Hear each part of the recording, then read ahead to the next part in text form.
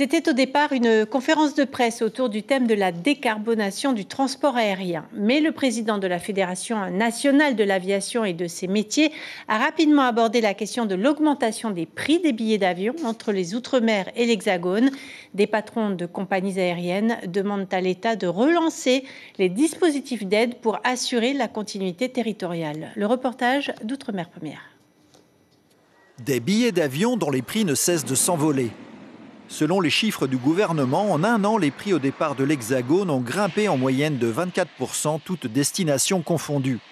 Vers les Outre-mer, la hausse atteint même 40%. Un contexte qui rend pour nombre d'ultramarins le retour au pays de plus en plus difficile. Le sujet était au cœur de la conférence de presse de la Fédération nationale de l'aviation et de ses métiers. Une situation qui fragilise le principe même de continuité territoriale. C'est vrai que le transport aérien, quand on vit dans les DROM, c'est pas un produit de luxe, c'est pas du superflu, c'est un produit de première nécessité, c'est une nécessité vitale. Des dispositifs existent, il faut certainement les remanier, les amender, et je crois que la discussion, évidemment, elle doit se faire entre l'État et les collectivités territoriales. Plusieurs facteurs expliquent cette explosion des prix.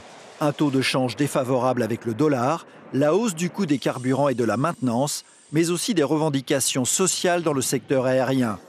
Aucun transport de substitution n'existe vers les territoires d'outre-mer. Si le principe d'aide ciblée au voyage semble incontournable, les compagnies aériennes regrettent le retard pris dans ce dossier. Je dirais qu'il faut quitter le secteur des déclarations pour maintenant passer au secteur des séances de travail. Il faut quitter le secteur des déclarations. Combien ça coûte au budget de l'État? Comment les compagnies, au besoin, y contribuent? Tous ces sujets sont sur la table. Aujourd'hui, concrètement, ce n'est pas commencé. Les associations d'ultramarins réclament qu'un dispositif similaire à celui en vigueur pour la Corse soit mis en place pour les Outre-mer. La balle est maintenant dans le camp du gouvernement et des collectivités locales. L'information en continu sur Polynésie la Première, Internet et réseaux sociaux.